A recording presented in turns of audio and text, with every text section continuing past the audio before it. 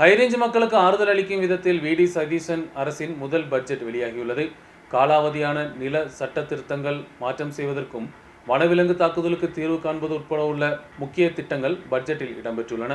ஏற்ற காலம் முதல் ஹைரேஞ்ச் மக்கள் முன்வைத்து வரும் மிக முக்கியமான கோரிக்கைக்கு இந்த பட்ஜெட் மூலம் தீர்வு கிடைத்துள்ளது. பட்டய நிலங்களில் மேற்கொள்ளப்படும் கட்டுமான பணிகளை எந்தவித நிபந்தனைகளுமின்றி முறைப்படுத்துவதற்கான பட்ஜெட் பரிந்துரை மாநிலத்தின் நிலப்பதிவு சட்டத்தில் ஒரு மாற்றத்திற்கு வழிவகுத்துள்ளது. கடந்த அரசு கொண்டு வந்த விவசாயிகளுக்கு எதிரான நிலப்பதிவு சட்ட திருத்தத்தை ரத்து செய்து புதிய சட்டம் இயற்றுவதற்கான சாத்தியக்கூறுகள் தற்போது தென்படுகின்றன. நஷ்டத்தில் இயங்கி வரும் விவசாயங்களை மீட்டெடுப்பதற்கான பலவகை விவசாய முறை உற்சாகப்படுத்தப்படும் என்றும் ஃபார்ம் டூரிசம் உள்ளிட்டவற்றிற்கு அனுமதி வழங்கப்படும் என்றும் பட்ஜெட்டில் அறிவிக்கப்பட்டுள்ளது. இந்த அறிவிப்பு இடுக்கி மாவட்டத்தின் விவசாயத்துறைக்கு புதிய புத்துணர்ச்சியை வழங்கியுள்ளது.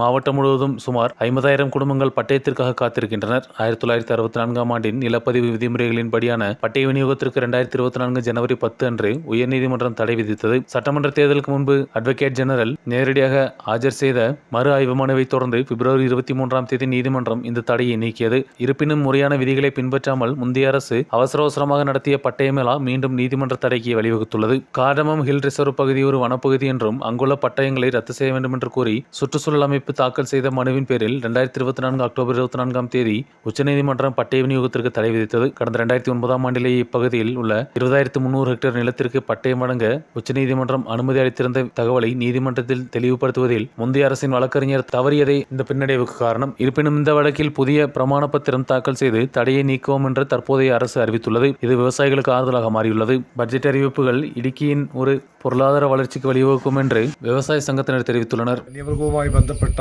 വിഷയത്തിൽ അനുവദിച്ചിരിക്കുന്ന തുക പരിമിതമാണെങ്കിലും കൂടുതൽ ശ്രദ്ധ മേഖലയ്ക്കുണ്ടാകും എന്നാണ് ഈ 24ആം തീയതി വനം വകുപ്പിൻ്റെ പ്രഖ്യാപനത്തിൽ വരാൻ സാധ്യതയായി മനസ്സിലാക്കുന്നത്. അതുകൊണ്ട് തന്നെ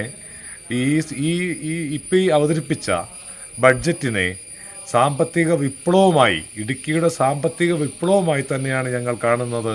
ജീവിക്കാനുള്ള സാമൂഹിക സാഹചര്യങ്ങളെ മുഴുവൻ തടസ്സപ്പെടുത്തിയിട്ട് പാലം പണിതും മറ്റ് പ്രഖ്യാപനങ്ങൾ നടത്തിയും ലോക സമാധാനത്തിനു വേണ്ടി പണം അനുവദിച്ചും പ്രഹസനം കാണിക്കുന്ന ആ നിലയിൽ നിന്നും വലിയ മാറ്റം, വലിയ പുതിയ കാലത്തെ അഡ്രസ്സ് ചെയ്യുന്ന ഒന്നായി തന്നെയാണ് ഞങ്ങൾ കാണുന്നത് എന്നാണ് പറയാനുള്ളത്. பல ஆண்டுகளாக வாட்டி வதைத்த பயங்களிலிருந்து விடுபட்டு சொந்த மண்ணில் நிம்மதியாக வாழ்வதற்கான சூழல் இந்த பட்ஜெட் மூலம் உருவாகும் என்ற நம்பிக்கை ஹைரேஞ்ச் மக்களுக்கு ஏற்பட்டுள்ளது. நியூஸ் பீரோ ராஜகுமாரி.